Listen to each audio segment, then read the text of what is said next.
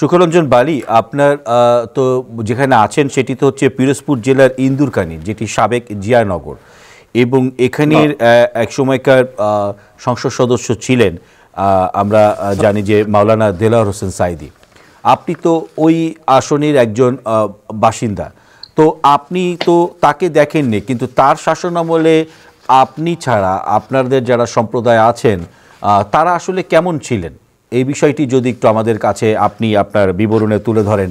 যে যথেষ্ট ভালো, মানে হুজুরের জন্মের ভালো লোক। যখন এমপিতে আসে, আমরা যেন মায়ের কোলে বসবাস যেরকম করছি, ওই রকম আমরা মায়ের কোলে বসবাস করছি। এই কায়দায় আমরা ছিলাম।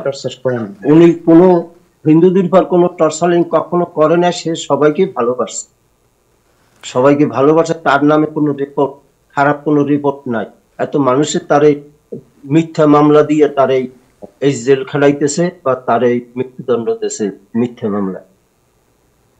আমরা জানি, আমরা জানি যে স্মরণকালের সেরা একটি স্মরণকালের সর্বোচ্চ উপস্থিতি ছিল যে জানা যায়, সেটি মাওলানা দেলোয়ার হোসেন সাঈদীর জানা যায়।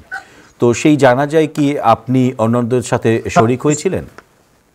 হ্যাঁ, আমি আমি আমি ওই ওই লোকের ভিতর নিঃসন্দেহে ৬ হইতে ৭ লাখ লোক আছে। এর ভিতরে আমি একলাই মুখ করছি। সে ভালো লোক, আমরা মায়ের কোলে বসবাস করছি। সে যখন আমাদের এমপি ছিল, আমরা তার জন্য মানে দোয়া মানে কামনা করছি। সে ভালো লোকটা এরকম মারিয়ে ফেলাইছে, আর তার জন্য আমি জীবন শেষ করার পথে, তার জন্য আমি জীবন মানে জীবনের ঝুঁকি মানে আমি নিশ্চিত যেন আমি মরে যাব। এই এই প্রকৃতি আমি সব দিক থেকে আমি মানে ঝুঁকি নিয়ে আর কি আমি সামনে অগ্রসর হয়েছি। আমি কিন্তু একজন মুক্তিযোদ্ধা ছিলাম, বুঝলেন, ট্রেনিং প্রার্থী। আমি সমস্ত কিছু মানে আমার অপই গেছে। হুজুরের ধরুন, হুজুর হোক আর যেই হোক না কেন, আমি সততা নিয়ে দেশের লোকে দাঁড়াইয়েছি।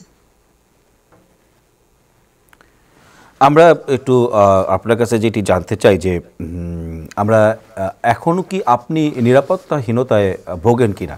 আমি নিরাপদ চাই। এই আমি যদি যে কয়দিন মানে মালিক রাখবে, আমি একটু নিরাপত্তা স্থান চাই। আমার ঘর বাড়ি নাই, আমার ধরেন আমার মানে আয় বাণিজ্য আমি কিছু করতে পারি না, পঙ্গু হয়ে গেছে, বুঝছেন। আমার কিছুই নাই। আমার দুইটা হাত, বাম হাতের মানে প্রায় ৪ আঙ্গুল জায়গায় আমার হাতের মাংস নাই। ডাইন হাতের জয়েন্ট মানে ওই যে বিদেশে আমার সীমান্ত বসকে, তাতে ডাইন হাতের এই জয়েন্টের সমস্যা। আর এই বাম হাতের এই প্রায় ৪ আঙ্গুল জায়গায় আমার মাংস নাই, বুঝলেন। কাঁচাইয়া খেতলো হয়ে গেছে, মানে হাত দিয়ে আমি কিছু করতে পারতেছি না। আমি খুব সমস্যা নিয়ে আমি আসি আপনার কাছে। কি বলুন, মানে আমি একটু বাঁচার